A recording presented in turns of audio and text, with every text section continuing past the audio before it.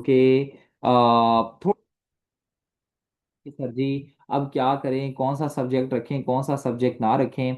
तो इस सिनेरियो में ये है कि आपको प्रॉपरली इसमें गाइड किया जाएगा आज की ही क्लास में, ठीक है। आई विल मेक श्योर कि मैं आपको प्रॉपरली गाइड कर सकूं, एंड साथ ही साथ गाइडेंस के अलावा हम क्रिमिनोलॉजी को भी देखेंगे कि आया क्रिमिनोलॉजी एक अच्छा सब्जेक्ट है या क्रिमिनोलॉजी एक अच्छा सब्जेक्ट नहीं है। तो हम इन तमाम चीज़ों के ऊपर आज गुफ्तगू करेंगे। आपके सवालों को एंटरटेन किया जाएगा, लेकिन अगर आपका कोई भी सवाल है तो आपसे एक छोटी सी गुजारिश ये रहेगी कि आपने हैंड रेज करना है अपना। ऐसे नहीं करना कि फौरन माइक अनम्यूट करके हम क्वेश्चन स्टार्ट कर दें, क्योंकि ऑब्वियसली एक फ्लो बना होता है तो उसमें थोड़ा सा एक एरर हो जाता है, ठीक है।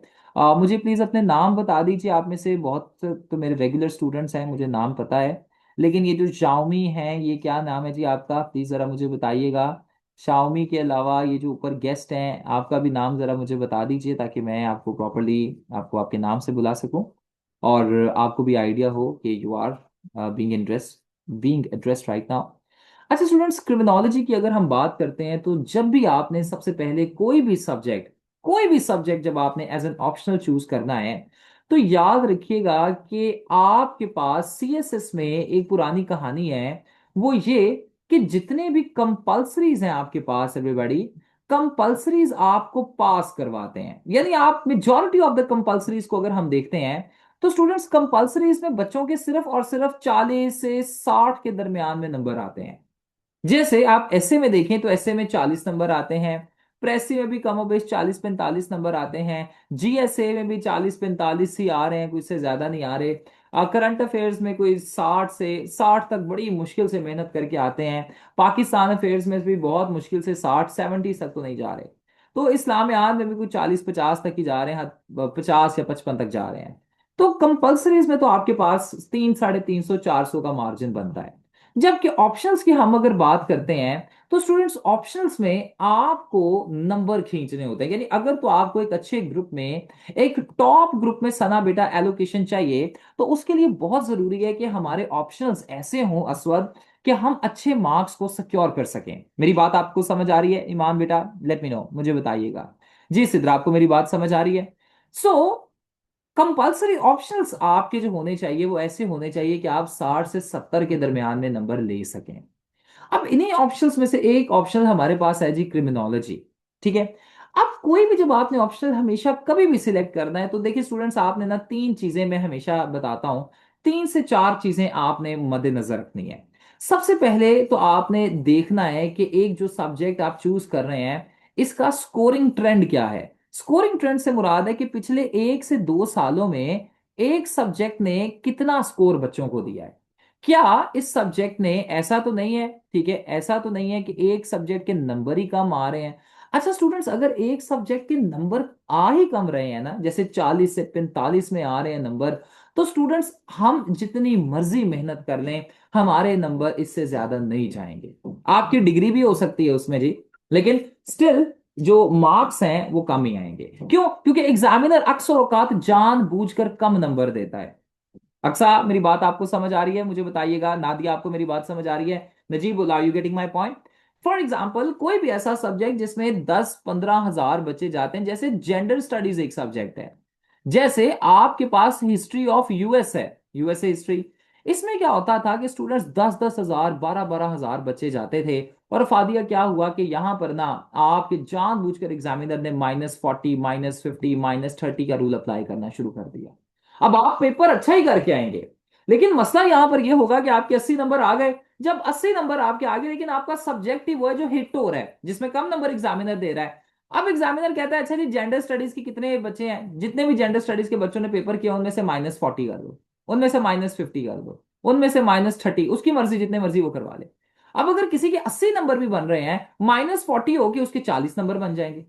तो स्टूडेंट्स, मसला यहां पर यह होगा कि हम जितनी मर्जी मेहनत कर लें, क्योंकि हमने एक ऑप्शनल ही गलत चूज किया, तो अल्टीमेटली हमारी एलोकेशन इसकी वजह से रुक सकती है। Are you all getting my point everybody? Please मुझे बताइएगा। सिद्रा, मेरी बात समझ आ रही है? हुमा, आपको भी? लेट मी नो, मुझे बताइएगा जी। Are you getting my point?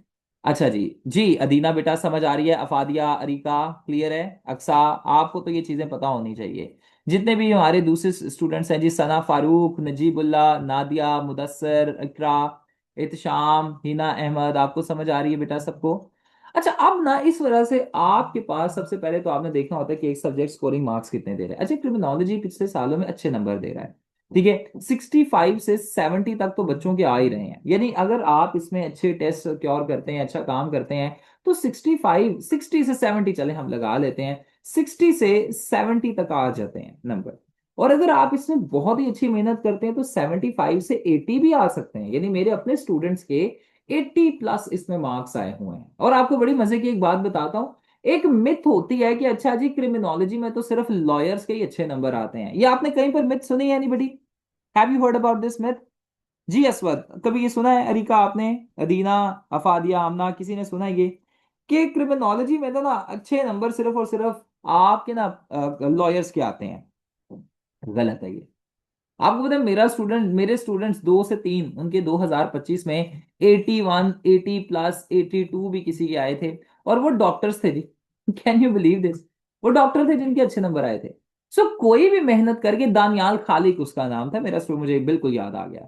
तो स्टूडेंट्स, आमना बेटा, बात यह है कि देखें, आप अगर मेहनत करते हैं तो आपके इसमें अच्छे मार्क्स आ सकते हैं। हाँ, और क्योंकि एग्जामिनर भी इसमें अच्छे नंबर दे रहा है, तो ये है कि yes, you can achieve good marks in it, but depend करता है कि आपकी मेहनत कैसी है, क्या आप अच्छा मेहनत इसमें कर रहे हैं। अच्छा, सेकंड चीज की अगर हम बात करते हैं एवरीबॉडी, तो स्कोरिंग ट्रेंड तो आपने देख लिया। स्कोरिंग ट्रेंड के बाद आपने पास पेपर्स देखने होते हैं, और साथ ही साथ आपने कोई भी जब सब्जेक्ट चूज करना है तो उसका सिलेबस देखना होता है।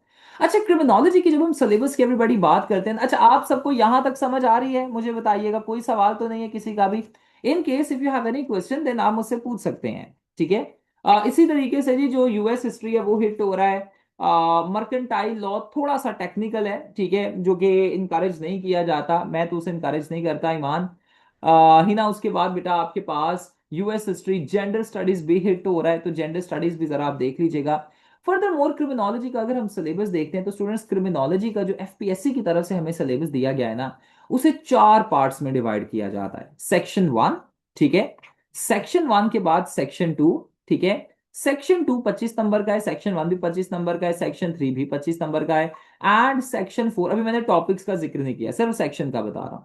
4 सेक्शंस है यहां पर, और हर सेक्शन आपके पास 25 नंबर का है, ठीक है, यानी 100 मार्क्स का ये पेपर होता है, ठीक है। और स्टूडेंट्स, ये एक ऐसा पेपर है जहां पर आपने आपको 8 सवाल दिए जाते हैं। बहुत से ऐसे सीएसएस में कंपल्सरीज और ऑप्शनल्स हैं जिसमें आपको सिर्फ 7 सवाल दिए जाते हैं, और उन 7 सवालों में से आपने 4 करने होते हैं। लेकिन क्रिमिनोलॉजी में आपके पास 8 सवाल दिए जाते हैं, और 8 में से 4 करने होते हैं, यानी 50% आपने करना होता है, ठीक है। और बाकी 20 नंबर के आपके पास एमसीक्यूज होते हैं, ठीक है। तो स्टूडेंट्स, इस तरीके से ये आपका पेपर पैटर्न होता है, ठीक है, यानी ये सिलेबस होता है। सिलेबस की बात आपको समझ आ गई? अब मैं इसके बाद जरा थोड़ा डिटेल में जाने वाला हूं। तो यहां तक जितना मैंने बता दिया है, कोई अगर किसी को कंफ्यूजन है या अगर कोई भी एरर है तो मुझे आप पूछ सकते हैं। नजीबुल्ला पूछे, sir if a person is investigating officer in police, will you understand? Very good जी, वाह जी वाह। नजीबुल्ला, क्या सवाल आपने किया है। नजीबुल्ला, मुझे एक बात बताएं, आप पूछ रहे हैं सर जी अगर एक बंदा डॉक्टर है तो क्या वो ऑपरेशन कर सकेगा? नजीबुल्ला, मैं आपसे इसका सवाल पूछता हूँ, चलो, एक डॉक्टर है और क्या वो ऑपरेशन कर सकेगा? बताइएगा। चलें, कोई एक डॉक्टर है, क्या वो किसी का ब्लड प्रेशर चेक कर सकेगा? ऑब्वियसली सर, यस कर सकेगा। आपने अपने सवाल का आंसर दे दिया, ठीक है। अब अगर डॉक्टर क्रिमिनोलॉजी में 80+ मार्क्स ले सकते हैं, तो आप इन्वेस्टिगेशन ऑफिसर हैं, आईओ हैं आप जी, बताएं मुझे जरा। Sir I am also expecting a positive answer. Very good जी, बहुत अच्छी बात है, वेरी गुड जी, give me 2 minutes everybody.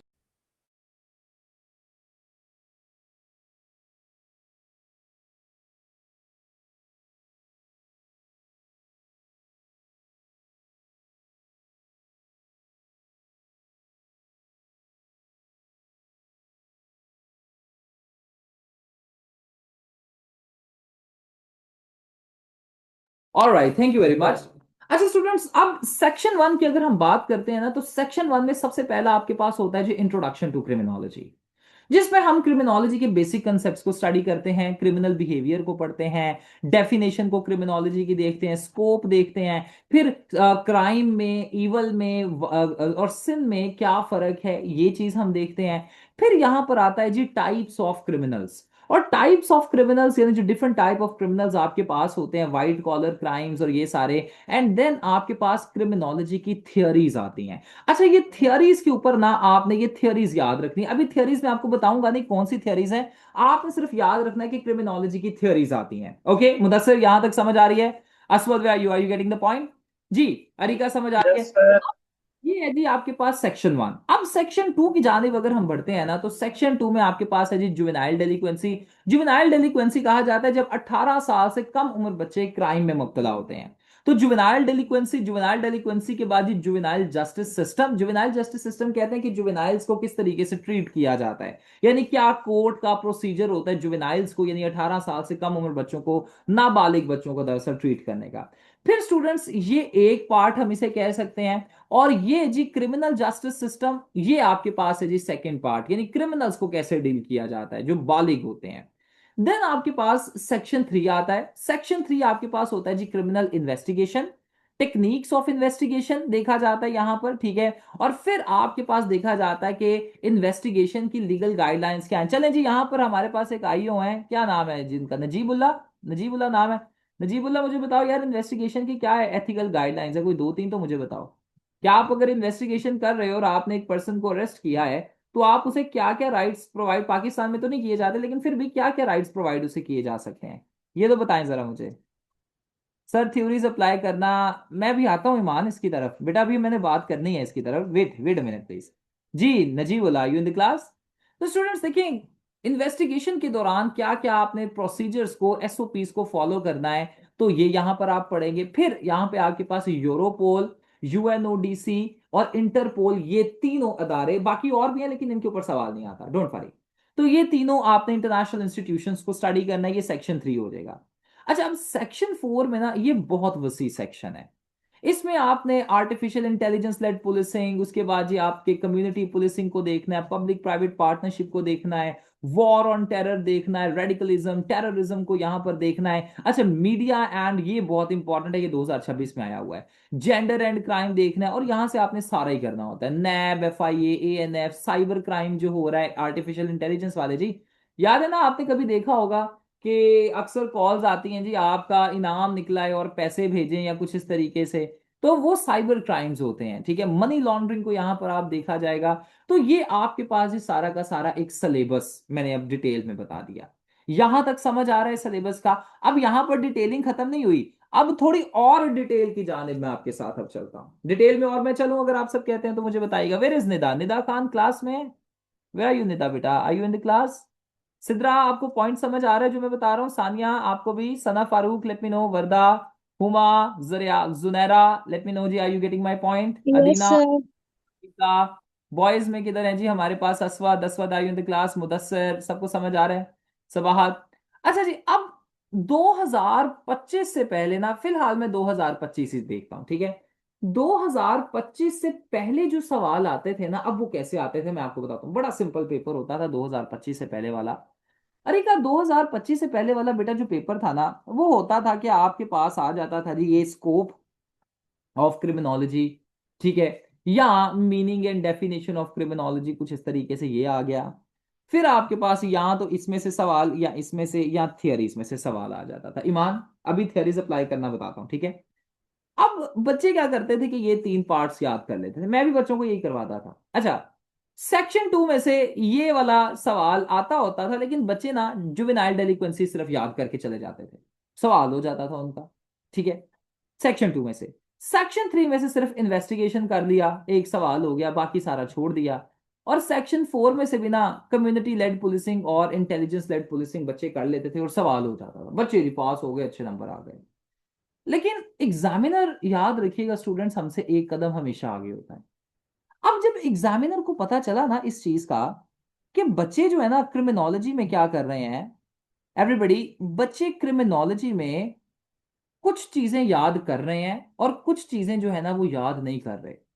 Examiner ने फिर 2025 में एंड 2026 में पेपर को चेंज कर दिया। मेरी बात आपको समझ आ रही है?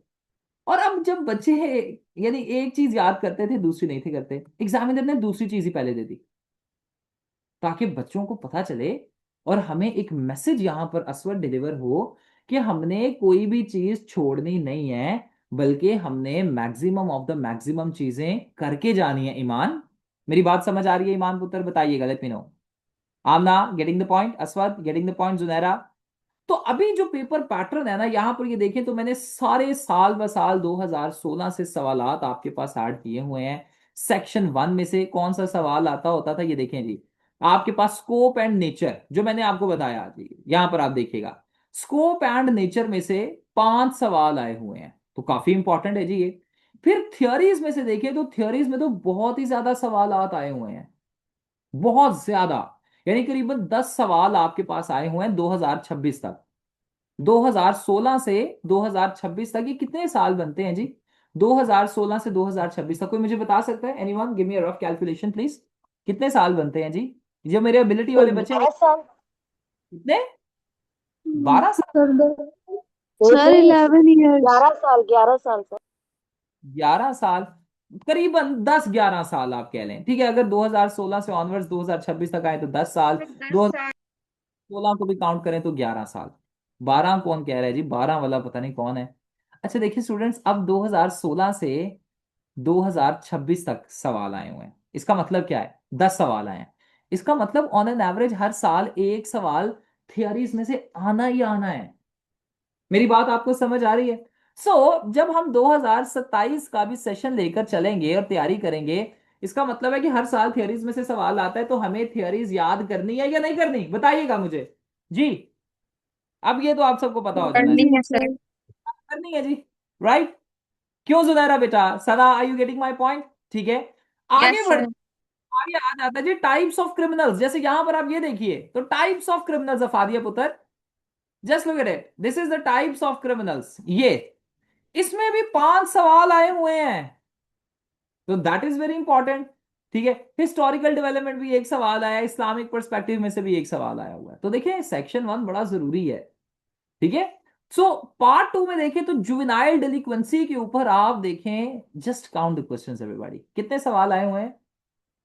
कोई मुझे बता सकता है? हाँ। 12। यानी 12। पिछले 10 साल में, 10 इयर्स में हमारे पास जुवेनाइल डेलिक्वेंसी का 12 सवाल आ गए। सो let me ask you question अब, क्योंकि मैंने आपको पढ़ाना नहीं है, मैंने आपको इतना काबिल करना है कि आप खुद पढ़ सकें। तो स्टूडेंट्स मुझे एक बात तो बताइएगा, सिद्रा आपने मुझे बताना है, where you Sidra? I want this answer from you. Sidra बेटा, 10 साल में 12 सवाल आए हैं, तो क्या ये इंपॉर्टेंट है जुवेनाइल डेलिक्वेंसी, कि मैं भी छोड़ दूं इसे, गोली मारें जी जितनी यस बजी? सर, इम्पोर्टेंट है। इंपॉर्टेंट है, very good, this yes is sir. Getting my point जी। सना बेटा आपको बात समझ आ रही है? Junaira, are you getting my yes point? Sir. सबको समझ आ सर रही है? वैसे भी आज तो क्राइम ज्यादा हो रहे हैं जो ये वाले हैं, बिलो 18 वाले। हाँ, जुवेनाइल डेलिक्वेंसी बिल्कुल जी, बहुत ज्यादा हो रहे हैं। हम क्लास में हैं। अब पार्ट 3 में अगर हम देखें, तो पार्ट 3 में ना हम डायरेक्ट पार्ट 3 पर जा रहे हैं, ठीक है। अब पार्ट 3 में अगर हम, हालांकि ये क्रिमिनल जस्टिस सिस्टम मैंने अभी ऐड नहीं किया, लेकिन ये भी बड़ा इंपॉर्टेंट है, तो हम अपने सेशन में ये भी पढ़ेंगे स्टूडेंट्स, हमने ये से छोड़ना नहीं है, हमने इसे भी अब पढ़ना है। अच्छा, सेक्शन 3 की अगर हम बात करते हैं, प्लीज समझिएगा इस वक्त। सेक्शन 3 में इन्वेस्टिगेशन, नजीबुल्ला किधर हो यार? I you in the class Najibullah? Where you? जी सर। नादिया बेटा आपको समझ आ रही है? अच्छा नादिया बेटा, यहाँ पर हमारे पास पार्ट और इन्वेस्टिगेशन को अगर हम देखें, यहाँ पे देखें हाउ मेनी क्वेश्चंस, 13 सवाल पिछले 10 साल में इन्वेस्टिगेशन, और 2026 में आया था। तो इन्वेस्टिगेशन इम्पोर्टेंट, हमें ये भी याद करना है। उसके बाद आपके पास इंटरपोल और यूरोपोल। अब इसके अलावा देखिए सेक्शन 3 में अगर हम जाए ना, तो सेक्शन 3 में ऑलमोस्ट उसने कुछ नहीं, इन्वेस्टिगेशन के ऊपर फोकस ज्यादा सर रखा हुआ है। आपकी आवाज नहीं। स्टूडेंट्स मेरी आवाज इस वजह से नहीं आ रही क्योंकि आप में से किसी का माइक खुल जाता है बार बार। तो अगर आपका माइक, अगर किसी का भी ऐसे ओपन होता है ना, तो अल्टीमेटली एक डिस्टॉर्शन पैदा होती है, और वो डिस्टॉर्शन की वजह से मेरी आवाज बिल्कुल ही कट जाती है। अभी मेरी आवाज क्लियरली आ रही है? मुझे बताइएगा बेटा, लेट मी नो।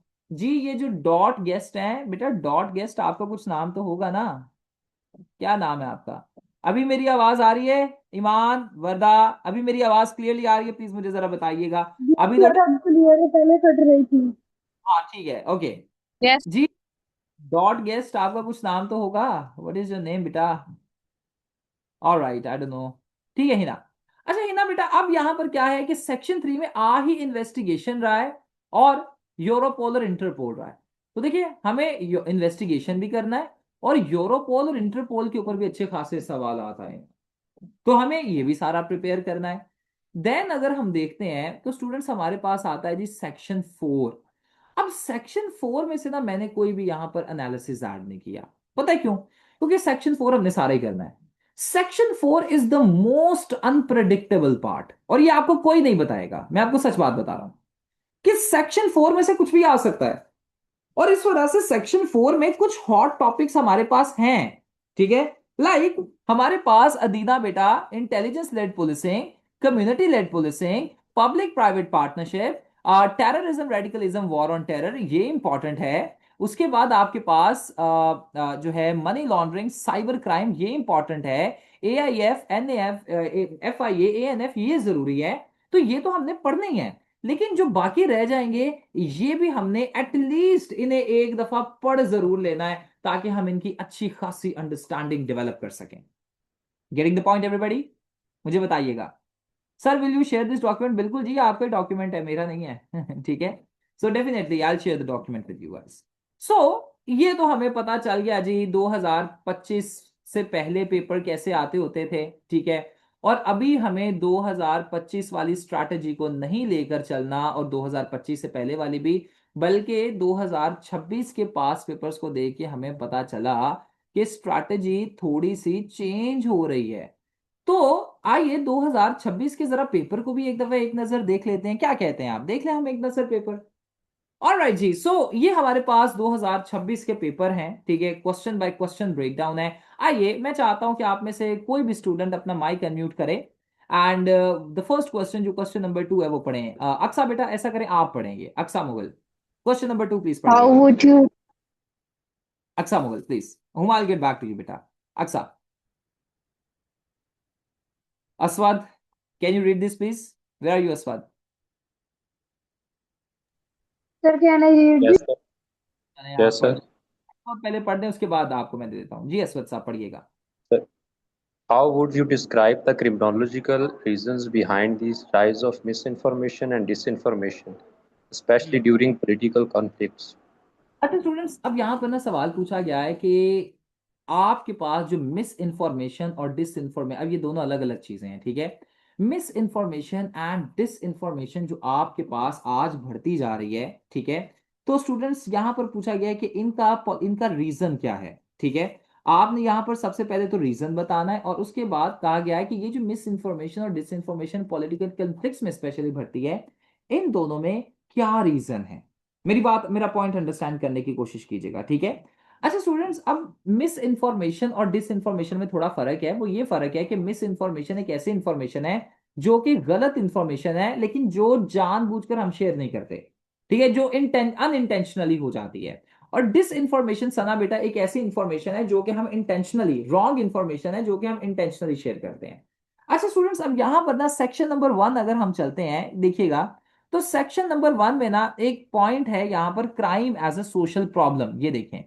तो यहां से ये आया हुआ है सवाल, ठीक है। और मीडिया रिप्रेजेंटेशन, सेक्शन नंबर 4 है जी, media representation of cyber crime, ठीक है। तो ये वहां से आया हुआ है। तो देखिए पहला सवाल, अब जो 2026 का पेपर है उसमें पहला सवाल सिर्फ सेक्शन 1 से नहीं आया, बल्कि सेक्शन 1 एंड सेक्शन 4 से कंबाइन आया। तो अब हमें एक ही सेक्शन तैयार नहीं करना, बल्कि एक सेक्शन को दूसरे सेक्शन के साथ एवरीबॉडी रिलेट भी करना है। मेरी बात आप सबको समझ आ रही है? मुझे बताइएगा जी, लेट मी नो। तो स्टूडेंट्स पेपर थोड़ा सा डिफिकल्ट हो गया है, ठीक है। यस इट्स अप्लाइड क्रिमिनोलॉजी, हाँ बिल्कुल इसे कह सकते हैं। तो हमें इसे प्रॉपरली तैयार करना है, ठीक है। ऑलराइट जी, हुमा कह रही हैं sir, sir will we cover any of the topic today? हाँ जी बेटा, बिल्कुल हमने करना है, ये है जी।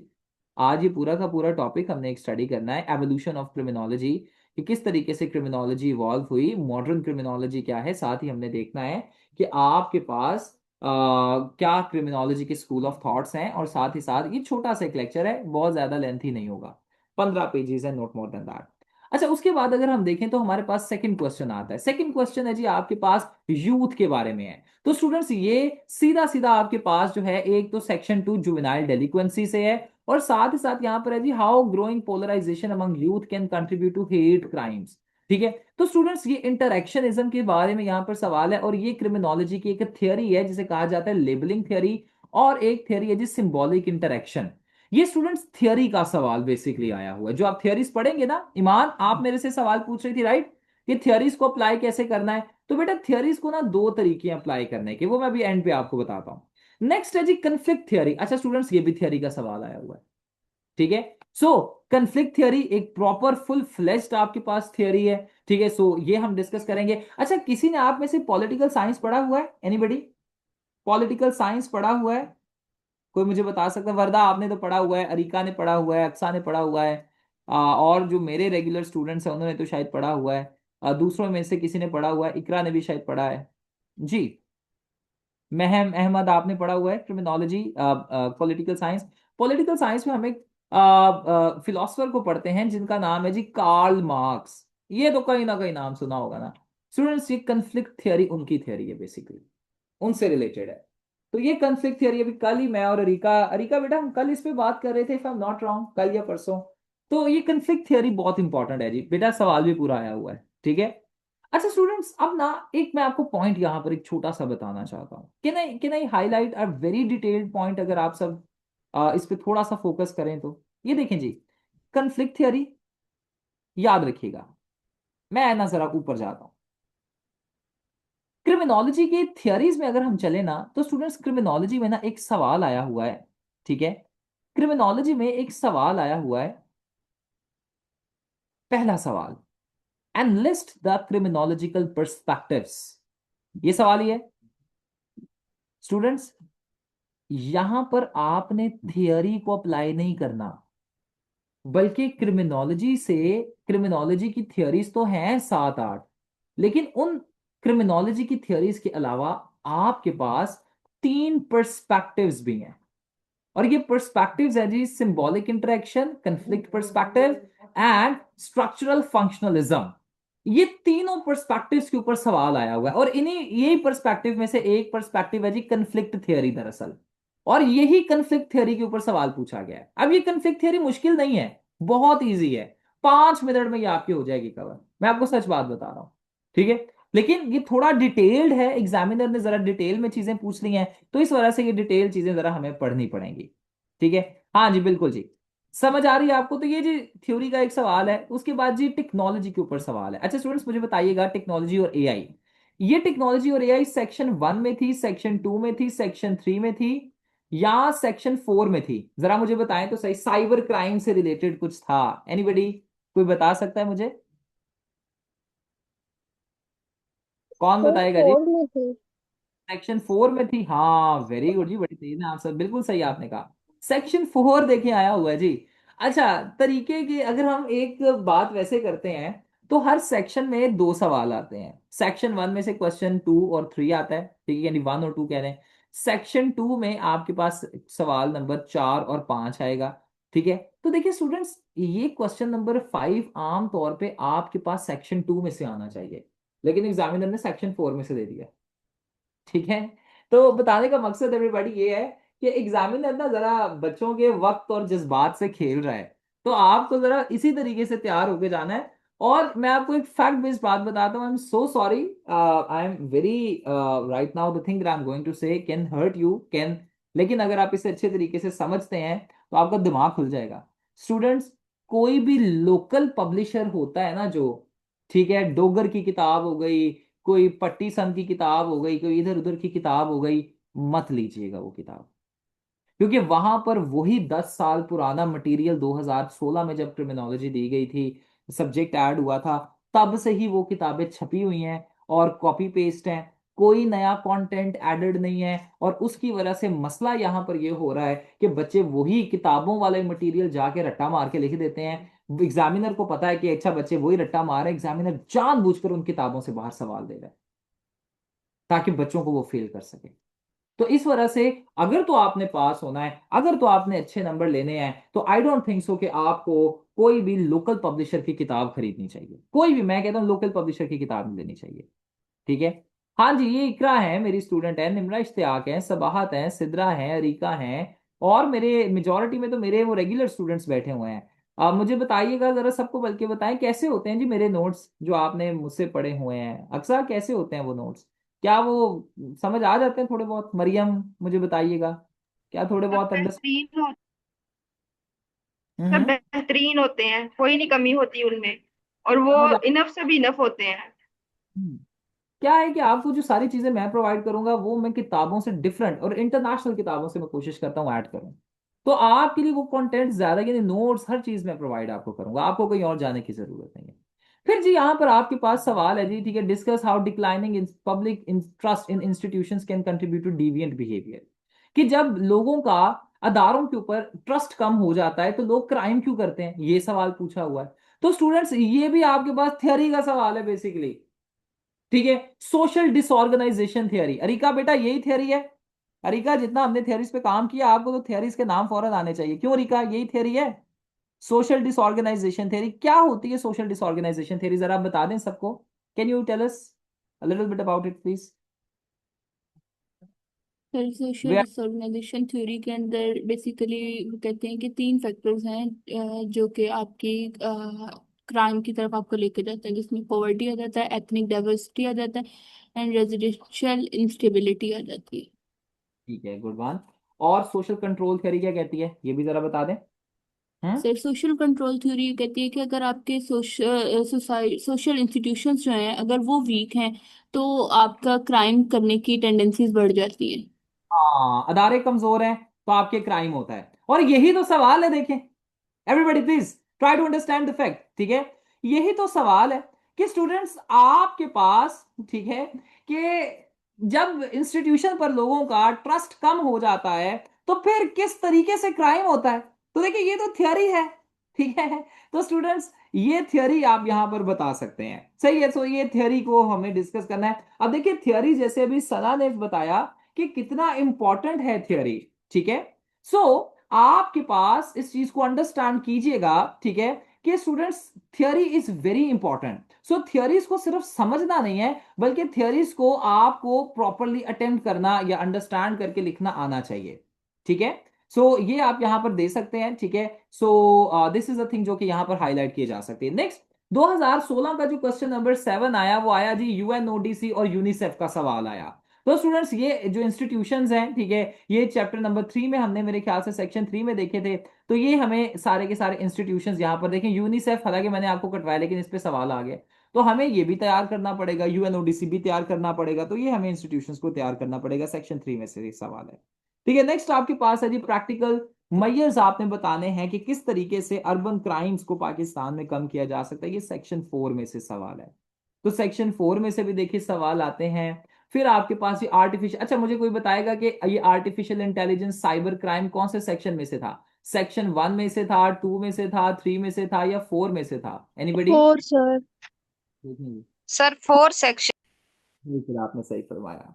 तो हमें यहां से देखें इस चीज के बारे में पता चलता है, ठीक है, कि स्टूडेंट्स आपके पास जो पेपर है क्रिमिनोलॉजी का, वो एक ही सेक्शन में से नहीं आता। या आपको अगर एक ही सेक्शन तैयार करना है या एक दो सवाल टॉपिक तैयार करना है, ऐसे नहीं होगा। बल्कि आपको हर सेक्शन को प्रॉपर टाइम देना पड़ेगा, ठीक है। मेरी बात आपको समझ आ रही है, मुझे बताइएगा। तो स्टूडेंट्स हम इस सेशन का यही मकसद होगा, ठीक है, कि हम हर चीज को अच्छे तरीके से तैयार करें, उसके टेस्ट हो। आपकी क्लासेस अभी स्टार्टिंग में 4 डेज अ वीक कंडक्ट की जाएंगी, ठीक है, Monday, Tuesday, Wednesday and Thursday, ठीक है। और आपका टेस्ट जो है फ्राइडे को, आपका यानी जुम्मे वाले दिन आपका टेस्ट हुआ करेगा, ठीक है।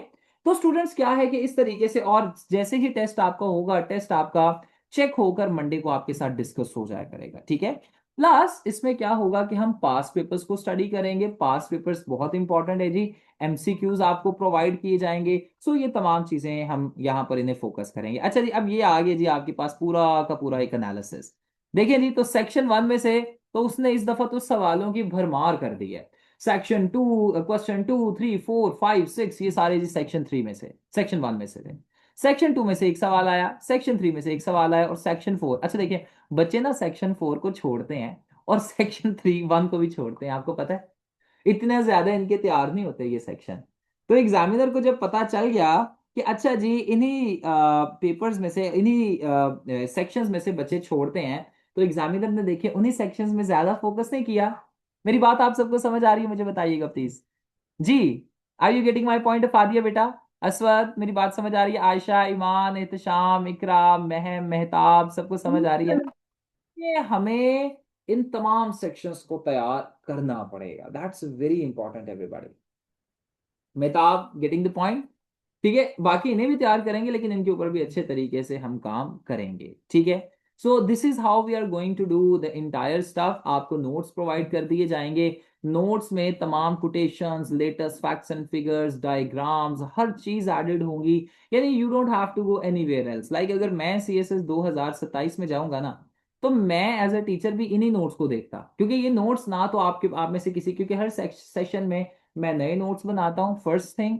एंड दूसरी चीज ये है कि मेरा हर साल में सिर्फ एक ही सेशन होता है। लाइक अभी जैसे एबिलिटी का हो रहा है, इस दफा मैंने एबिलिटी के 2 सेशन पढ़ा दिए हैं, लेकिन बस दे आर इनफ। ठीक है, क्रिमिनोलॉजी का सिर्फ ये एक ही सेशन होगा, इसके बाद कोई सेशन नहीं होगा। तो ये है कि हाँ, रिकॉर्डिंग्स प्रोवाइड की जा सकती हैं, लेकिन मैं हर साल और हर सेशन में अपने नोट्स मेरे अपडेटेड होते हैं। ठीक है, सो ये जो पिछले साल के, जैसे मैंने आपको वीडियो एक शेयर की थी कि खुश वक्त वॉज माई स्टूडेंट, और भी बहुत से मेरे स्टूडेंट्स थे, they use my notes till their interview, even interview में भी उनके काम आए। लेकिन अभी ये वाले नोट्स मैंने उनसे भी बेहतर बना दिए। So with every passing day, with every passing session, we are improving, and यही नोट्स आपको प्रोवाइड किए जाएंगे। कुछ किताबें भी आपको इंटरनेशनली प्रोवाइड, इंटरनेशनल ऑथर्स की प्रोवाइड कर दी जाएंगी, ताकि हम अच्छे तरीके से उन्हें भी समझ सकें। So with that being said, यहां तक आपका अगर कोई सवाल है तो मुझसे आप कर सकते हैं। अभी हम क्रिमिनोलॉजी के प्रॉपर लेक्चर की जानिब बढ़ेंगे। ठीक है, ताकि हम अच्छे तरीके से चीजों को अंडरस्टैंड कर सकें। That will take about 20 to 25 minutes, ज्यादा देर नहीं इस पे लगेगी, बशर्ते कि हम अपना पूरा का पूरा फोकस इस पे रखें। मैं चाहता हूं कि आप सब अपने पेन, पेपर्स, कॉपीज वगैरह जरा अपने पास रखिए, ताकि यहां पर कुछ चीजें मैं जो आपको पढ़ाऊं या बताऊं, और कुछ एडिशनल चीजें भी मैं आपको बताऊंगा जो यहां पर लिखी नहीं हुई, तो वो आप लिख सकते हैं, ताकि आपको अच्छे तरीके से अंडरस्टैंडिंग आपकी डेवलप हो। आइए जी डिस्कस करते हैं। स्टूडेंट्स, क्रिमिनोलॉजी की सबसे पहले तो आपने जब भी किसी चीज को स्टार्ट करना है, उसकी डेफिनेशन देखनी है। क्रिमिनोलॉजी की जब हम बात करते हैं ना, तो क्रिमिनोलॉजी दरअसल आपके पास, इसका अगर हम लिंग्विस्टिक रूट्स की बात करें, तो क्रिमिनोलॉजी 3 जुबानों से निकली हुई है। सबसे पहले तो लैटिन जुबान में, ठीक है, जो क्रिमिन है, ठीक है, लैटिन जुबान में जो वर्ड यूज होता है वो है जी क्रिमिन। और क्रिमिन से मुराद होता है कि it is used against a person who was guilty. कोई भी शख्स जिसने क्राइम किया है, उसके लिए क्रिमिन का वर्ड इस्तेमाल होता है लातीनी जुबान में, लैटिन में। ग्रीक में अगर हम देखें, तो ग्रीक में क्रिमिन के लिए जो वर्ड यूज होता है वो होता है जी क्रीनो। और क्रीनो का मतलब होता है किसी को जज करना। ठीक है, एंड फ्रेंच में जो वर्ड यूज होता है दैट इज क्रिमिने, ठीक है, या क्रिमे। और इसका मतलब है कि कोई भी ऐसा पर्सन जो कि क्राइम करता है, ये उसके अगेंस्ट यूज होता है। तो देयरफॉर क्रिमिनोलॉजी जो है वो 3 अल्फाज, यानी 3 मुख्तलिफ जुबानों में 3 मुख्तलिफ अल्फाज से जाहिर किया जाता है। एक क्रिमिन, एक क्रीनो और एक क्रिमिने। और इन तीनों का मतलब यही है कि कोई भी पर्सन जो क्राइम एवरीबॉडी करता है, ये उनके लिए इस्तेमाल किया जाता है। सिद्रा, मेरी बात समझ आ रही है? मुझे बताइएगा। मंसूर, किधर हो आप? मंसूर, आपको मेरी बात समझ में आ रही है? Nadia, let me know. Mudassir, Mehtab, Maham, Iqra, आप सबको समझ आ रहा है? ईमान। सो क्रिमिनल हो गया, क्रीनो हो गया, या क्रिमिने हो गया, it is used against a person who has committed crime, जिसने क्राइम किया जी, सिंपल। अच्छा, अब दूसरा वर्ड हमने क्रिमिन तो देख लिया, लेकिन जो दूसरा वर्ड है दैट इज लोगोस। अच्छा स्टूडेंट्स, लोगोस का क्या मतलब है? कोई मुझे बताएगा? लोगोस। Study of. हाँ जी, और मुझे बताइए लोगोस का क्या मतलब है? कोई बता सकता है मुझे? मंसूर, क्या मतलब है यार लोगोस का? नजीबुल्लाह, मुझे जरा मीनिंग। अरिका, आप मुझे बताएं। मुझे आपसे एक्सपेक्ट है कि, अच्छा, लोगोस का मतलब स्टडी नहीं होता। मैं आपको अगर फैक्ट बेस बात बताऊं, लोगोस का मतलब स्टडी नहीं है। जी, एनीवन, कोई मुझे सर बताना चाहे? Logic, sir logic. मंसूर करना। Very good. लॉजिक इज नहीं, दरअसल लोगोस का मतलब होता है रीजनिंग। लॉजिक भी आप कह सकते हैं, लॉजिक भी कह सकते हैं। स्टडी, ठीक है, एक बहुत डिटेल्ड वर्ड नहीं है। ठीक है, यूज होता है, हुमा ऐसा नहीं है यूज नहीं होता, होता है यूज, बिल्कुल आपने सही कहा। लेकिन एक बेहतर वर्ड रीजनिंग है। सो लोगोस या लॉजिया भी इसके लिए यूज होता है। ठीक है, इनका मतलब होता है रीजनिंग, या डिटेल्ड इन्वेस्टिगेशन भी आप कह सकते हैं, डिटेल्ड इन्वेस्टिगेशन। ठीक है, या आप कह सकते हैं जी लॉजिक, ये भी आप कह सकते हैं। ठीक है इकरा, मेरी बात आपको समझ आ रही है? जी Amna, are you getting my point? Adina, Aswad, समझ आ रही है? सो क्रिमिनोलॉजी दो अल्फाज से मिला। क्रिमिन यानी एक ऐसा लफ्ज जो कि उन तमाम अशखास के लिए इस्तेमाल होता है जो कि क्राइम करते हैं, एंड देन लोगोस या लॉजिया यानी उन तमाम अशखास की स्टडी करना या डिटेल्ड में उनकी रीजनिंग, उनके बारे में देखना जो कि क्राइम में इन्वॉल्व होते हैं। सो क्रिमिनोलॉजी में स्टूडेंट्स हम सिर्फ क्रिमिनल्स की स्टडी नहीं करते, बल्कि हम हर एस्पेक्ट को देखते हैं कि आया अगर एक क्राइम हो रहा है तो वो क्यों हो रहा है, उसके डिटेल्ड लॉजिकल रीजनिंग में जाते हैं। सही है, मेरी बात आपको समझ आ रही है? Let me know, are you getting my point? So criminology का मतलब हुआ study about crime and criminals, बिल्कुल ठीक है, लेकिन ये स्टडी एक सरफेस लेवल की नहीं है बल्कि एक डिटेल्ड लेवल ऑफ स्टडी है। यहां तक क्लियर है? Getting the point everybody? मुझे बताइएगा, एनी क्वेश्चंस? अगर आप में से किसी का भी कोई सवाल है तो प्लीज। सो यही जी कंबाइंड मीनिंग है इसका। ठीक है आगे बढ़ते हैं जी। ठीक है नेक्स्ट, एवोल्यूशन ऑफ क्रिमिनोलॉजी के बारे में। अच्छा ये अभी डिटेल में हमने पढ़ना है, अभी मैं सिर्फ आपको ये फर्स्ट लेक्चर के तौर पे पढ़ा रहा हूं, ठीक है, लेकिन अभी हमने ये पढ़ना है, हर एक एक हमने एरा को बहुत डिटेल में पढ़ना है। स्टूडेंट्स आप इस बारे में जानते हैं कि क्राइम इंसान जितना ही पुराना है, यानी जब इंसान ने इस दुनिया में कदम रखा, इंसान ह्यूमंस स्टार्टेड कमिटिंग क्राइम। और कोई मुझे बता सकता है कि दुनिया में पहला क्राइम कौन सा किया गया था और क्या क्राइम था? एनीवन? कोई बताना चाहेगा मुझे? अम्मा हवा ने। क्या कह रहे सर हैं? वो जो परिंदों वाला था, अबाबील वाला क्राइम। ठीक है, और मुझे दैट बताइए, वाज और मुझे बताइए जी, anyone? Sir what was? Murder crime था, हाबील का कत्ल किया था कबील। अच्छा कुछ बच्चों ने कहा है सर जी हजरत अम्मा हवा ने, या वो उसके ऊपर ना बात करते हैं, अभी चलते हैं उसके ऊपर भी। ठीक है देखिए स्टूडेंट्स, दुनिया में जो पहला क्राइम था ना वो था जी हाबील और काबील वाला, कत्ल किया गया था, कत्ल। और मैं ये कत्ल क्यों मैंने यहाँ पर हाईलाइट किया मैं आपको बताता हूँ। स्टूडेंट्स जब इस दुनिया का क्याम होता है ना तो दुनिया में सबसे पहला जो कॉन्स्टिट्यूशन, कौन सा कॉन्स्टिट्यूशन दिया गया था जी? What was the first constitution of the world? Iqra, code मुझे ऑफ बताइए। Hammurabi. Code code code of of Hammurabi. थोड़ी था, मेसोपोटामिया। नहीं नहीं जी बिल्कुल भी नहीं, कोड ऑफ हामुराबी तो थोड़ी था। मेरे ख्याल से तो कॉन्स्टिट्यूशन ऑफ मदीना था, मिसाके मदीना पहला था ना कॉन्स्टिट्यूशन। नो सर, वो इस्लामी कॉन्स्टिट्यूशन था फर्स्ट, लेकिन ओवरऑल मतलब पूरे वर्ल्ड में जो फर्स्ट कॉन्स्टिट्यूशन था वो यही था, कोड ऑफ। क्या बेटा जरा बताइएगा, पहला तो मिसाके मदीना था ना जी? No, no sir. हाँ बेटा, पहला कॉन्स्टिट्यूशन मिसाके मदीना नहीं था, इस्लाम का पहला कॉन्स्टिट्यूशन वो था, लेकिन दुनिया का पहला कॉन्स्टिट्यूशन कोड ऑफ हामुराबी था बेसिकली। और ये 3700 ईयर्स पहले दिया गया था। ठीक है 1754 बीसी में। बीसी से मुराद होता है बिफोर क्राइस्ट, यानी हजरत ईसा अलैहिस्सलाम के भी आने से 1400 साल, 1700 साल पहले। हजरत ईसा अलैहिस्सलाम को आए हुए 2000 साल हो चुके हैं, और उनसे भी 1700 साल पहले दिया, यानी 3700 साल पहले दिया गया था। बाबुल में ये दिया गया था। और स्टूडेंट्स यहां पर ना ऐसे पत्थर की तख्तियां बनाकर ये लगा दिया गया, यानी जो भी बाबुल था उसके मेन चौराहे पर, मोड़ों पर लगा दिया गया। और लेकिन यहां पर ना मसला पता है क्या हुआ स्टूडेंट्स? इसके बाद हजरत मूसा आए और हजरत मूसा को 10 अहकाम दिए गए, आप सबको पता ही है ये सारा सिनेरियो। स्टूडेंट्स यहां पर इशू ये हुआ कि ये अर्ली सोसाइटीज जो थी ना, अर्ली सोसाइटीज में ये कंसिडर किया जाने लगा कि जो क्राइम है ना वो सोसाइटी के अगेंस्ट तो है ही है, लेकिन क्राइम इज समथिंग, या कोई भी ऐसा एक्ट जो खुदा के अगेंस्ट किया जाता है, दैट इज क्राइम।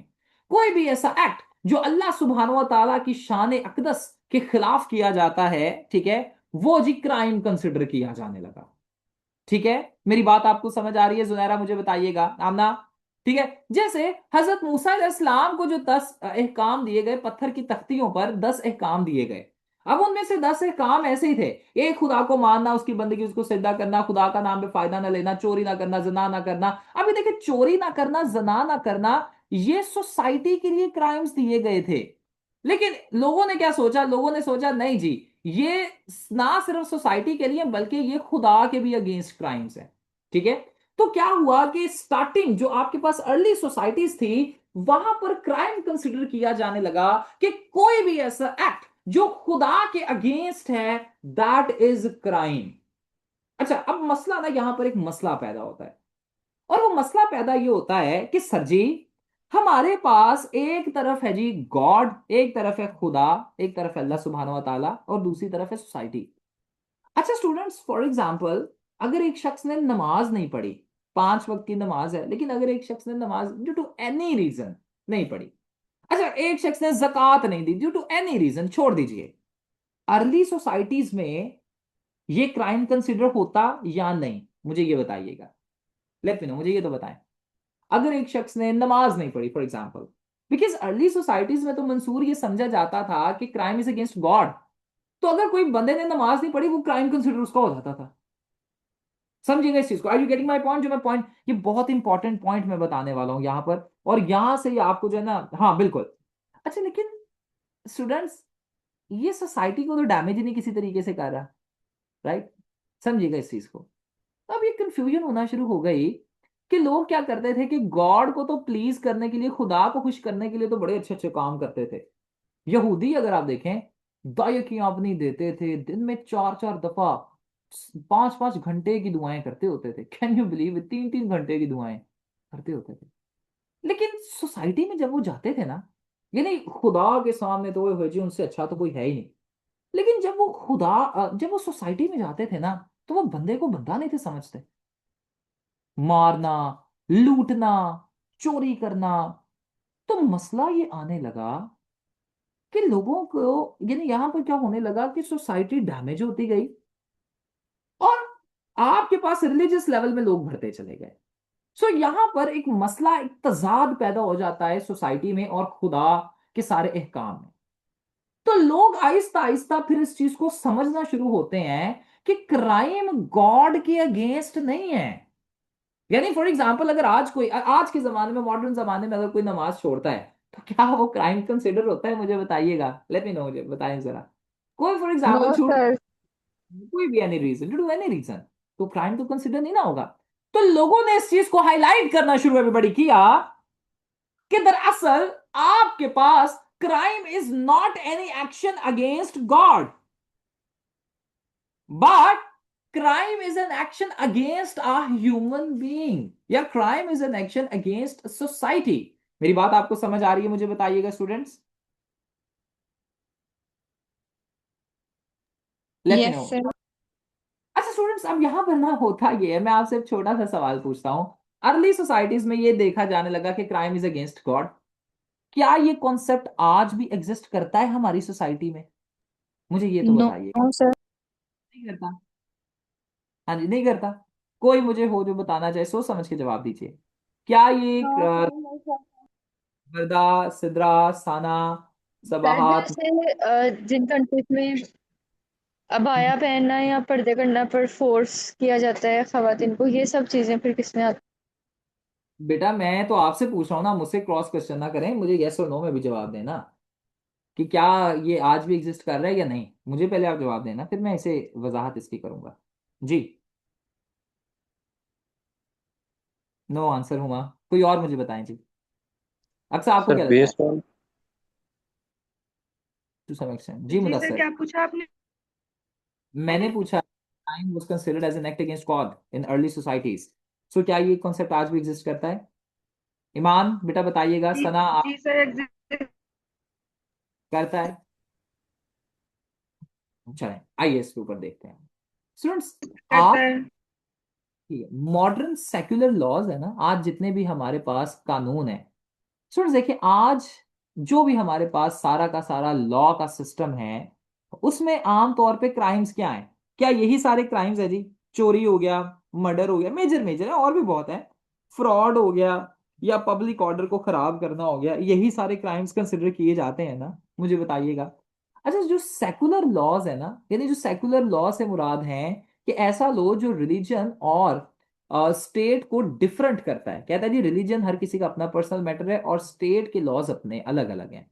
स्टूडेंट्स, कोई भी जो सेकुलर सोसाइटी है ना, उसमें तो ये कॉन्सेप्ट नहीं पाया जाता कि क्राइम इज अगेंस्ट गॉड। ये कॉन्सेप्ट सेकुलर सोसाइटीज में खत्म हो चुका है।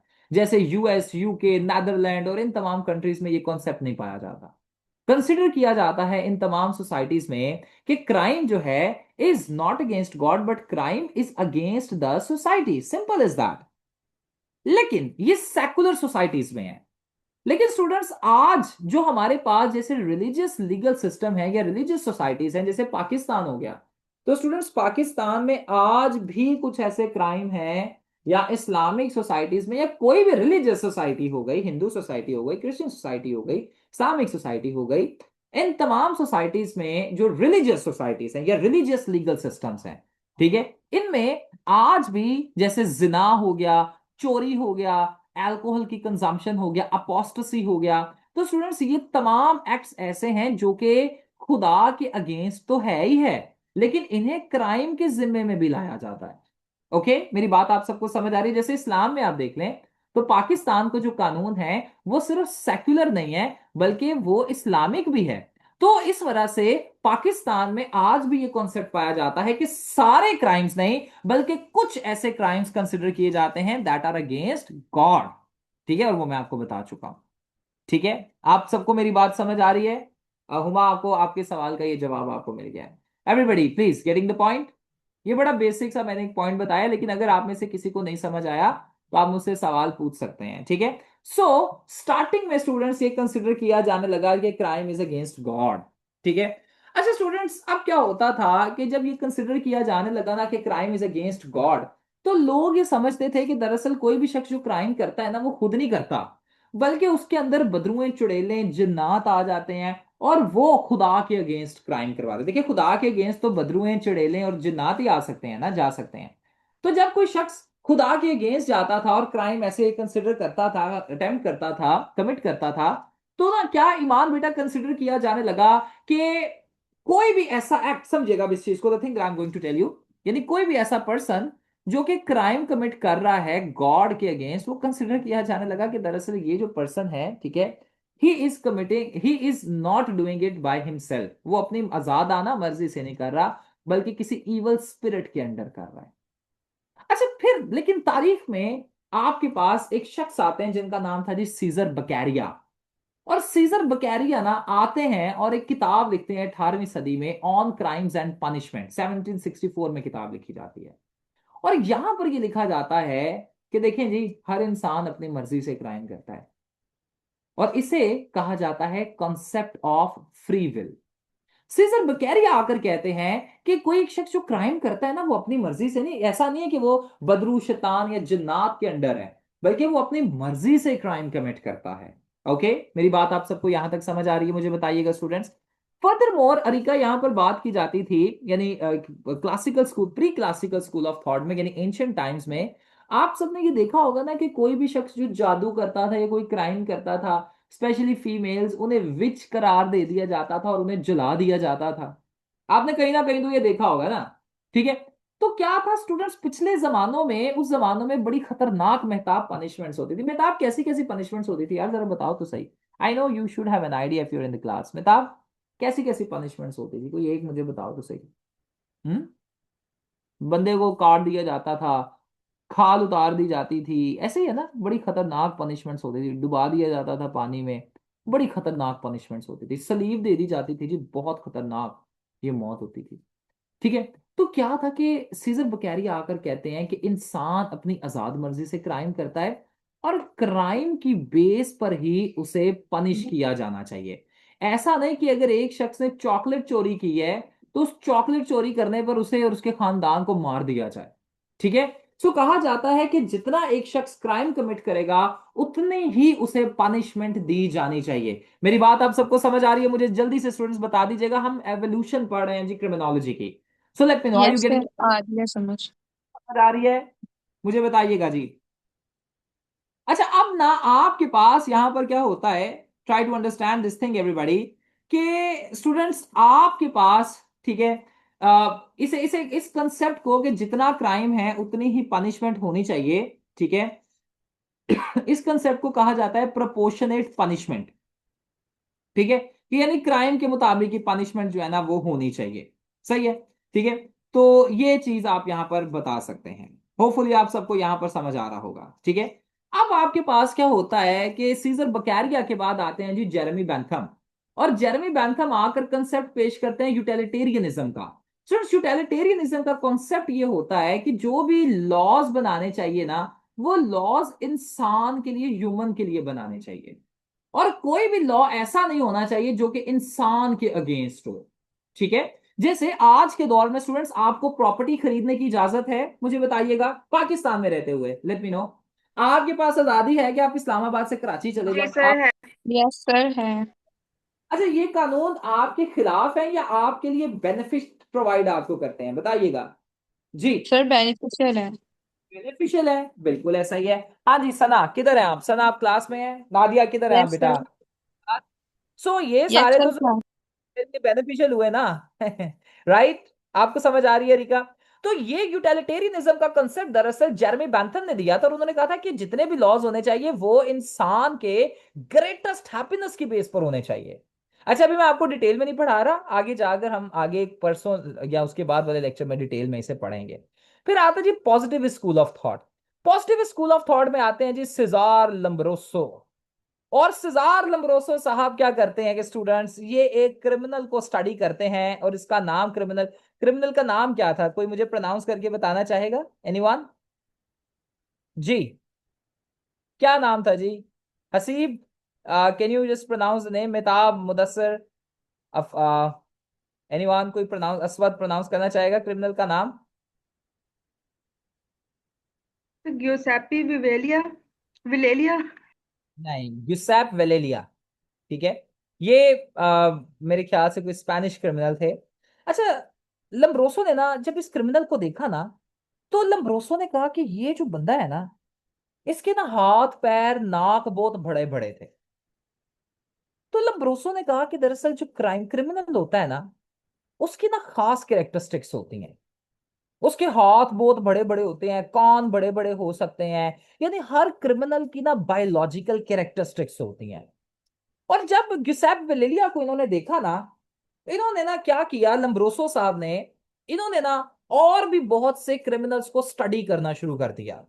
और मजे की बात बताओ, इन्होंने जिस क्रिमिनल को स्टडी किया, वाकई उसके हाथ कान पैर दांत दिमाग और सर जो थे वो बड़े बड़े थे। यानी जरूरी नहीं कि ये सारे पार्ट्स ही बड़े हों, कोई एक पार्ट, किसी के हाथ बड़े थे, किसी का नाक बहुत मोटा था, किसी का सर बड़ा था, किसी का जो है सर में कोई ना कोई इशू था, किसी का नाक बड़ा था। तो क्या हुआ कि लम्ब्रोसो ने कहा, क्योंकि उन्होंने स्टडी से किया, और स्टडी करने के बाद उन्हें पता चला कि क्रिमिनल्स की जी बायोलॉजिकल कैरेक्टरिस्टिक्स फर्क होती हैं। तो लम्ब्रोसो ने कह दिया कि हर क्रिमिनल जो है, उसका फिजिकल कैरेक्टरिस्टिक्स से हम जज कर सकते हैं कि वो बंदा क्रिमिनल है या नहीं। यानी हर क्रिमिनल की जो फिजिकल कैरेक्टरिस्टिक्स हैं, फिजिकल फीचर्स हैं, वो फर्क होंगे। लाइक उसके फेशियल बड़ा या डिफरेंट होगा, उसका जो सर है वो थोड़ा छोटा या दबा हुआ होगा, उसका जो मुंह है, दांत है, जोज है, वो आगे निकले होंगे, आंखें और कान बड़े बड़े होंगे, आंखों पे हल्के पड़े होंगे, लंबे बाजू, बड़े बड़े हाथ होंगे। तो ये सारे जी, लम्ब्रोसो ने कहा कि कोई भी क्रिमिनल जो पैदा होता है उसकी सर्टेन फिजिकल कैरेक्टरिस्टिक्स होती हैं। आप सबको मेरी बात यहां तक समझ आ रही है? मुझे बताइएगा students, let me know, are you getting my point? अच्छा, अब ना इसके बाद हिना बेटा, क्या होता है कि आज अगर हम देखते हैं तो आज भी हमारे आसपास बहुत से लोग क्राइम कमिट करते हैं, राइट? ऐसा ही है ना? Yes so sir. लेकिन क्या हर क्राइम करने वाला बिल्कुल ऐसी कैरेक्टरिस्टिक्स का हामिल होता है? क्या नो सर। नहीं सर। उसके आंख दांत पैर कान बड़े बड़े होते हैं? नहीं। तो इस थ्योरी को ना रिजेक्ट कर दिया जाता है। और आपको पता है कि इस थ्योरी को रिजेक्ट कौन करता है? आपको पता है? इस थ्योरी को सबसे पहले रिजेक्ट किया था लम्ब्रोसो ने खुद ही। ठीक है? सबसे पहले इस थ्योरी को, अच्छा बहुत से टीचर्स भी ये बात नहीं जानते, लम्ब्रोसो ने सबसे पहले खुद ही इस थ्योरी को, जब लम्ब्रोसो ने ये थ्योरी दी ना, लम्ब्रोसो को पता चल गया था कि गलती हो गई है। तो लम्ब्रोसो ने ना आहिस्ता आहिस्ता इसे खुद ही रिजेक्ट करना शुरू कर दिया। लेकिन उसके बाद लम्ब्रोसो के एक स्टूडेंट आते हैं जिनका नाम था एनरिको फेरी। एनरिको फेरी आकर इस थियरी को टोटली रिजेक्ट करते हैं और कहते हैं ना भाई, ऐसा नहीं है। बल्कि एनरिको फेरी कहते हैं कि एक शख्स अगर कोई क्राइम करता है ना, तो क्राइम करने के पीछे तीन चीजें होती हैं। फिजिकल फैक्टर, कि सीजन वगैरह कैसे हैं। फिर एंथ्रोपोलॉजिकल फैक्टर, कि मेल है फीमेल है। और सोशल फैक्टर्स, गरीब, गुर्बत, एजुकेशन, अनएम्प्लॉयमेंट। सो एनरिको फेरी आकर कहते हैं कि क्राइम बायोलॉजिकल नहीं होता, या क्रिमिनल्स जो हैं हम उन्हें की बायोलॉजी से या उनकी बॉडी से उन्हें नहीं पहचान सकते, लेकिन हर शख्स की जो कंडीशंस होती हैं, सिद्रा, ये कहते हैं कि हर शख्स की जो कंडीशंस होती है ना वो उससे क्राइम करवाती हैं। आज भी देखें ये बात दुरुस्त है। अगर कोई शख्स बहुत गरीब है और अपने बच्चों का पेट नहीं पाल पा रहा, तो क्या होता है कि वो क्राइम की तरफ चला जाता है। ऐसा ही है ना, मैं अक्सर आपको केस स्टडी बताता होता हूं। 2023 में जब आटे का बहरान आता है, वीट की कमी आती है, तो आपको पता है क्या होता है कि बहुत से शख्स, एक एक शख्स आटा चोरी करते हुए पकड़ा जाता है। क्यों? जिसके बच्चे 2 दिन से भूखे थे। तो देखिए स्टूडेंट्स, वो पर्सन के बड़े बड़े हाथ, कान, पैर, दांत तो नहीं थे, लेकिन क्या मैं बोल सकता हूं कि सोशल कंडीशंस, पॉवर्टी ने उससे ये क्राइम करवाया? लेट मी नो स्टूडेंट्स, जल्दी से मुझे बता दीजिएगा। Exactly sir. हम्म जब एग्जैक्टली रिजेक्ट सर, यही होता है। सोशल हाँ जब फैक्टर्स बहुत ज्यादा रोल प्ले करते हैं क्राइम्स में। ओके, जब इकरा कह रही है सर जब रिजेक्ट हो गई है तो स्टडी की, बेटा ये तो आपको एग्जामिनर से जाकर पूछना पड़ेगा, क्योंकि बेटा जिस चीज को एग्जामिनर छेड़ेगा या जिस चीज को एग्जामिनर हाथ लगाएगा हमने तो उसे करना है।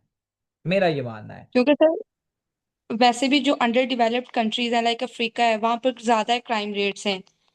उसकी हम्म रीजन भी ज्यादातर सोशल फैक्टर्स ही होती हैं। बिल्कुल बिल्कुल। देन आपके पास आता है जी sociological school of thought. Sociological school of thought में इमाइल्डर खाइम आते हैं, और इमाइल्डर खाइम आकर पता है क्या कहते हैं? इमाइल्डर खाइम आकर कहते हैं कि क्राइम नो डाउट सोसाइटी को डैमेज करता है, लेकिन इमाइल्डर खाइम ना आकर एक और बात करते हैं। इमाइल्डर खाइम आकर कहते हैं कि क्राइम सिर्फ सोसाइटी को डैमेज नहीं करता, बल्कि क्राइम आपकी सोसाइटी के लिए मंसूर इंपॉर्टेंट भी है। पता है कैसे? मैं आपको बताता हूँ। देखिए स्टूडेंट्स, जैनब का इंसिडेंट जब हुआ, आप सबको पता है ना, जैनब का जो इंसिडेंट हुआ था, जैनब यस अंसारी का। सर। यस। यस हाँ सर। जी। तो सर जैनब अंसारी का जब इंसिडेंट हुआ तो जुनैरा बेटा सारी कौम हमारी इकट्ठी हो गई थी, बताइएगा, कि उस शख्स को, इमरान अली को पनिश दी जाए। लेट मी नो, मुझे बताइएगा। ऐसे ही है फिर सर। यस आज सर। सारा माई का केस हुआ। फिर आपके पास अभी रिसेंटली वो इस्लामाबाद की एक इन्फ्लुएंसर थी, वो लड़की, क्या उसका नाम था सना। जिसे, सना। हाँ, सना यूसुफ। सना यूसुफ। सना यूसुफ।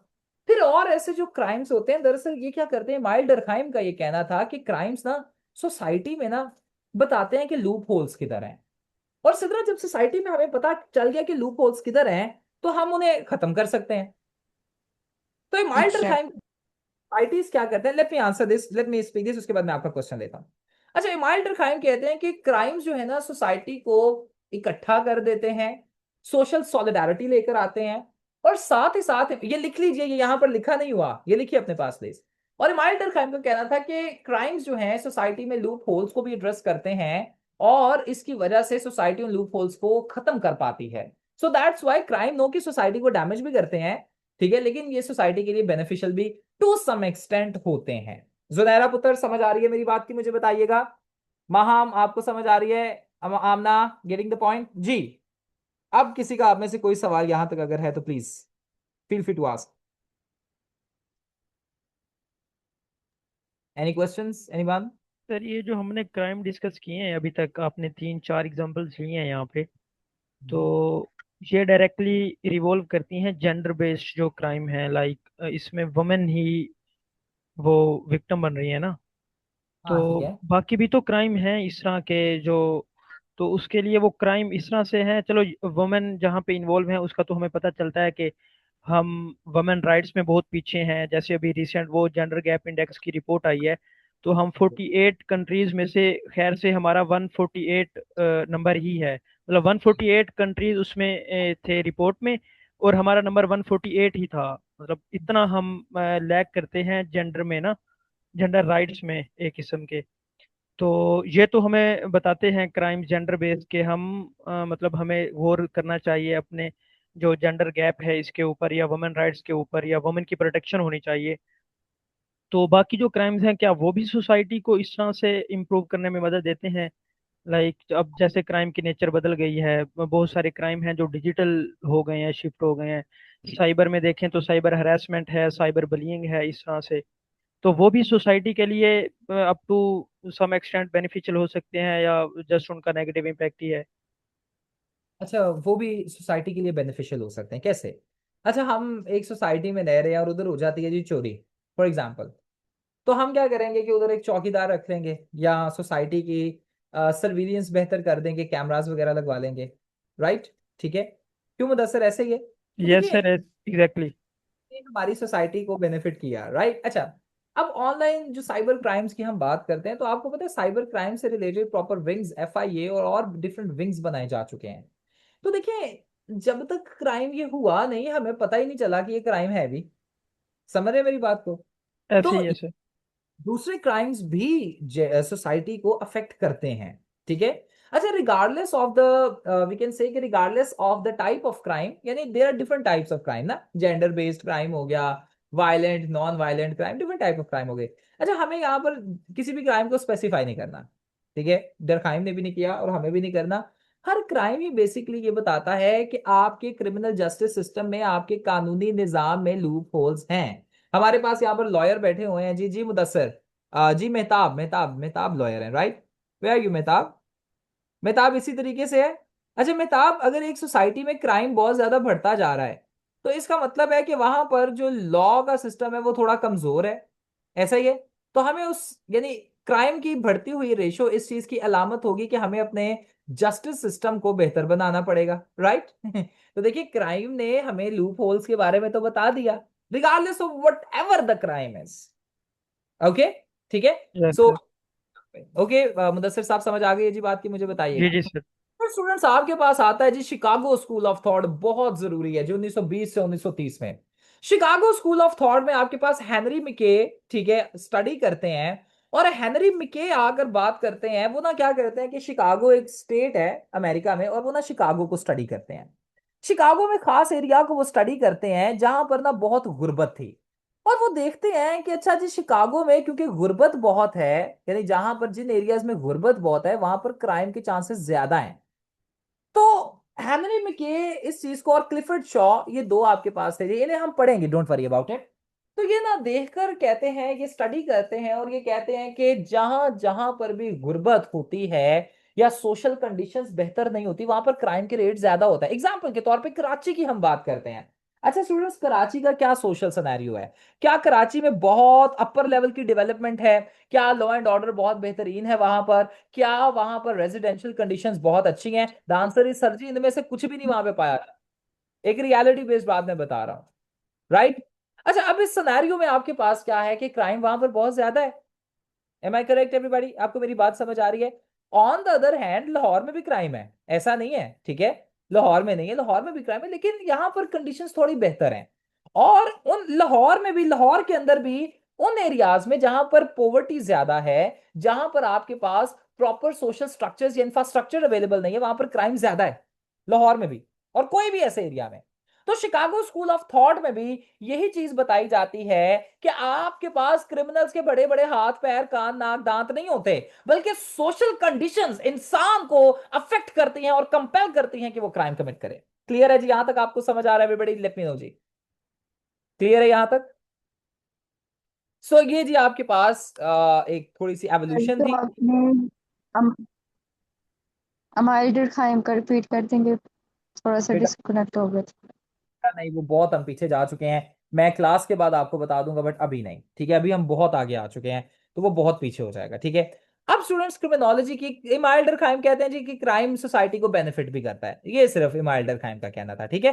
सिर्फ सिंपल ये कंसेप्ट अभी याद रख लीजिए, मैं क्लास के बाद आपको समझा दूंगा। अच्छा जी, अब क्रिमिनोलॉजी की यहां से ही अभी हमने देखा, सबसे पहले हमने देखा कि crime was considered as an act against, क्या आप जी कोई बता सकता है कि क्राइम जो था वो गॉड के अगेंस्ट एक्ट कंसिडर किया जाता था या ह्यूमंस के अगेंस्ट एक्ट? बताइएगा। गॉड के अगेंस्ट। Against God. ठीक है जी। फिर आपके पास बायोलॉजिकल स्कूल ऑफ थॉट आता है, और biological classical school of thought भी आप कह सकते हैं, क्लासिकल स्कूल ऑफ थॉट, बल्कि क्लासिकल स्कूल ऑफ थॉट में डिवाइस किया जाता है कि क्राइम फ्री विल होता है, क्राइम अपनी मर्जी से किया जाता है, राइट। फिर आता है जी बायोलॉजिकल स्कूल ऑफ थॉट, जहां पर कहा जाता है कि क्रिमिनल्स के बड़े बड़े हाथ कान पैर दांत नाक होते हैं। फिर आपके पास आता है जी सोशियोलॉजिकल स्कूल ऑफ थॉट, जो कि बात करता है कि क्रिमिनल्स का ऐसा कुछ नहीं होता जी, क्रिमिनल्स या क्रिमिनलिटी या क्राइम की जो टेंडेंसी है that is influenced by society. Afadia समझ आ रही है बात की? मुझे बताइएगा, let me know, are you getting my point? Yes. अब इन्हीं तमाम चीजों को मद्देनजर रखते हुए क्रिमिनोलॉजी की आइए जरा डेफिनेशंस देख लेते हैं। क्रिमिनोलॉजी की डेफिनेशन मैं चाहता हूं कि आप में से कोई पढ़े। Sana, can you read the definition please? Yes sir.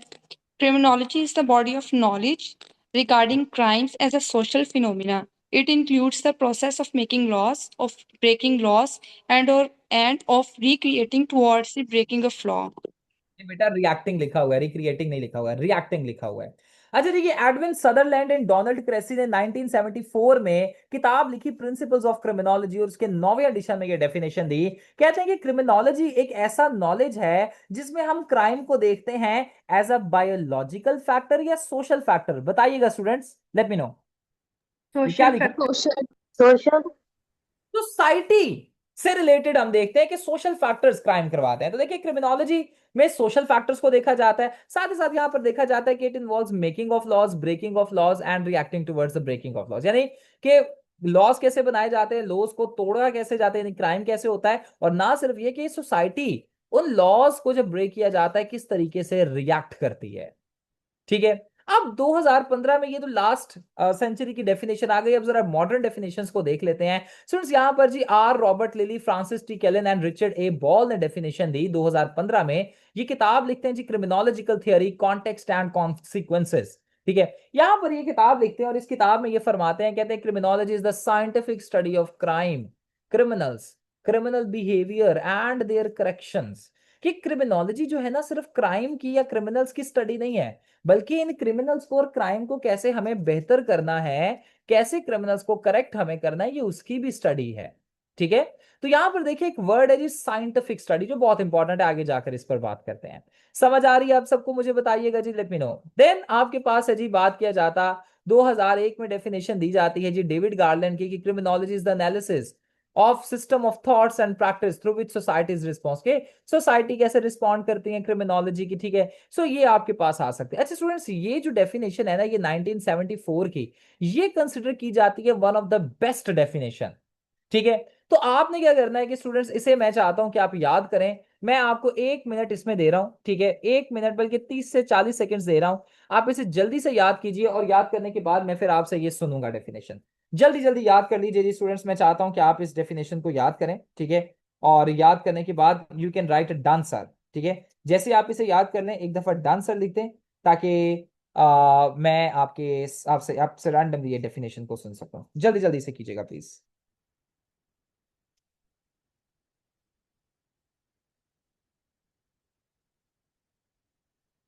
कोई भी कर ले तो डन मुझे लिख के दे सकता है, जल्दी से कीजिए इसे।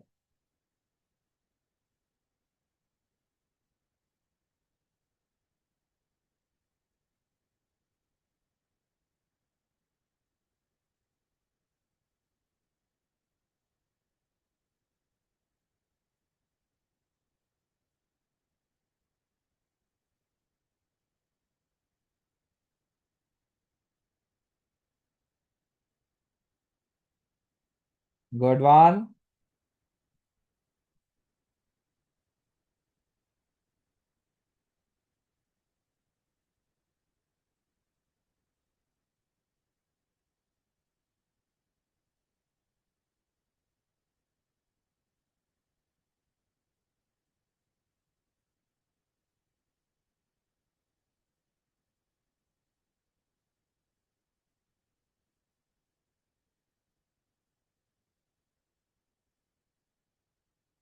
ऑलराइट जी, वेरी गुड, दैट्स गुड। आइए आगे बढ़ते हैं और ठीक है जी, कर लिए याद। ठीक है, गुड वन जी। हिना, आप मुझे डेफिनेशन सुना सकती हैं क्रिमिनोलॉजी की, बताइएगा। आमना, हिना आप सुनाए। Yes, sir. Criminology is the body of knowledge regarding as a social phenomena. It includes the process of making laws, of breaking laws, and reacting towards the breaking of law. तो अब मुझे definition सुनाइएगा criminology की please. Criminology is the body of knowledge regarding crime as a social phenomena. It includes the process of making laws, of breaking laws, and reacting towards the breaking of laws. Good one जी, सही है। अच्छा जी, आगे चलते हैं। तो students, अब ना सिर्फ यहां तक नहीं हमने रहना, क्योंकि अब देखिए क्रिमिनोलॉजी के पेपर में एआई से रिलेटेड भी सवाल आ रहे हैं, तो हमें मॉडर्न क्रिमिनोलॉजी को भी पढ़ना है। अच्छा स्टूडेंट्स, 21वीं सदी में ना आपके पास बहुत से नए क्राइम्स स्टार्ट हुए हैं, यानी एडअप हुए हैं, जैसे न्यूरो साइंस का फील्ड, इकोनॉमिक्स का फील्ड, साइकोलॉजी का field, internet, AI and technology. अब इन तमाम चीजों को क्रिमिनोलॉजी में इंटीग्रेट करके पढ़ा जाता है। ठीक है। सो क्या होता है कि स्टूडेंट्स, जब इन तमाम फील्ड्स को इंटीग्रेट कर दिया जाता है तो आपके पास कुछ नई और मॉडर्न डेफिनेशंस क्रिमिनोलॉजी की बनती हैं। ठीक है, ये तो क्लासिकल थी ना। अब जैसे देखिए तो 2021 में डेफिनेशन दी गई है, criminology is an interdisciplinary study. Interdisciplinary study से मुराद है रिका कि क्रिमिनोलॉजी जो है एक ही सब्जेक्ट को स्टडी नहीं करता, बल्कि क्रिमिनोलॉजी न्यूरो साइंस को, आर्टिफिशियल इंटेलिजेंस को, बायो क्रिमिनोलॉजी और इन तमाम चीजों को स्टडी करता है। 2022 में भी आप देखें तो Mary Bosworth and Roger Matthews ने the Oxford handbook of criminology और उसका 7वें एडिशन में फरमाया, criminology examines aetiology, prevention, control of illegal behaviour, इन तमाम चीजों को क्रिमिनोलॉजी स्टडी करता है। ठीक है। सो ये कुछ मॉडर्न डेफिनेशंस है। जब आपसे डेफिनेशन पूछा जाए ना तो आपने सिर्फ पुराने डेफिनेशंस नहीं लिखने, बल्कि आपने क्या करना है कि मॉडर्न डेफिनेशन भी लिखनी है और क्लासिकल पहले लिखनी है। ठीक है। और क्लासिकल के बाद आपने मॉडर्न डेफिनेशंस लिखनी है। सो इस तरीके से आप अच्छे तरीके से प्रेजेंट कर सकेंगे। क्लियर है यहां तक? आप सबको समझ आ रहा है जी? मुझे बताइएगा students, are you getting my point? Let me know. So students, इसके बाद ठीक है, दैट इज ऑल जी, आज के लिए इतना इनफ है। ठीक है। कल हम इस चीज को पढ़ेंगे। कल 4 बजे डेली आपकी 4 बजे 4 डेज अ वीक क्लास हुआ करेगी, जैसा मैंने आपको बताया। ठीक है। 4 डेज अ वीक आपकी क्लास हुआ करेगी एट 4 PM। ठीक है। Monday to Thursday. एंड इसमें क्या है कि फ्राइडे के फ्राइडे आपका टेस्ट हुआ करेगा और आपके साथ डिस्कस हो जाया करेगा। प्लस कल भी हमारी क्लास होगी और आपके साथ लिंक शेयर कर दिया जाएगा। अगर आप में से कोई भी एडअप होना चाहता है तो आप मुझे मैसेज कर सकते हैं। ठीक है। अब आपका कोई सवाल है तो please feel free to ask any question. जी स्टूडेंट्स, अगर आप सबको समझ आ गया तो आप एक दफा यस सर लिख सकते हैं, so that I can and the class. और रिकॉर्डिंग भी आपको शॉर्टली प्रोवाइड कर दी जाएगी और साथ ही साथ आप को ये नोट्स भी प्रोवाइड कर दी जाएंगे। लेकिन अगर आपको समझ आ गया तो do right yes sir, so that मुझे पता चल जाए कि हम सब एक सेम ही पेज पर हैं। जी बेटा, क्या सवाल है? What is this? What have you written? Huma, Zille, Khalid, क्या नाम है आपका बेटा? व्हाट हैव यू रिटन बेटा? What is this? Hmm. Alright जी, विद दैट बीइंग सेड, अल्लाह हाफिज जी। मैंने क्या कहा था बेटा? क्या कहा था मैंने? क्या मैंने कह दिया ऐसा सर? आपने कहा था, क्या मैंने कहा था? Will discuss at the last. क्या डिस्कस करना था? मुझे बताएं तो सही। माइल्ड दुर्खैम ने क्या कहा था ये बोल सॉरी, व्हाट? रही है। सर वो थ्योरी के बारे में पूछ रही है जो उसने पूछा था उस वक्त माइल्ड दुर्खैम के। माइल्ड बेटा, एडम बीट वाली तो कोई थ्योरी नहीं है, इमाइल डरखाइम वाली है। इमाइल डरखाइम की बेटा सिंपल थ्योरी ये थी कि क्राइम जो है वो सोसाइटी को जहां पर डैमेज करता है वहां पर सोसाइटी को कुछ बेनिफिट्स भी प्रोवाइड करता है, कि ये सोसाइटी में सोशल नहीं सॉलिडारिटी सर, एक। हाँ जी। अभी जब आपने बोला था कि सबसे पहला क्राइम क्या हुआ तो मैंने बोला एडम बीट वाला, तो आपने बोला कि लास्ट पे इसको बता। अच्छा वो बेटा क्राइम, अच्छा बेटा वो क्राइम क्यों नहीं कंसिडर किया जाता है? क्योंकि that was an act against God. ठीक है, वो सिन है। ठीक है। क्राइम था। अब देखिए ना, आज के जमाने में क्राइम की डेफिनेशन है as as any act that is against a person. तो जो क्राइम जो यानी as an act against a person हुआ वो तो कत्ल वाला हुआ था ना। ठीक है। तो ये वाला जो था that was actually against an act against God. That was an act against God, and that's why it is considered as a sin. Okay बेटा? ठीक है। सो ये सिनेरियो था। ओके हुमा, समझ? अगर हम ओल्ड डेफिनेशन को देखें तो उसके अकॉर्डिंग हम इसको क्राइम कंसिडर करेंगे। ओल्ड डेफिनेशन अब रेलिवेंट ही नहीं है, इसे डिस्कार्ड कर दिया गया है। ठीक है। So okay sir, clear. Alright जी, अल्लाह हाफिज। आप सबके साथ कल क्लास में मुलाकात होती है। ऐसे और 9 बजे वाली क्लास तो एज इट इज ही होगी। अल्लाह हाफिज जी, आई सी यू टुमारो।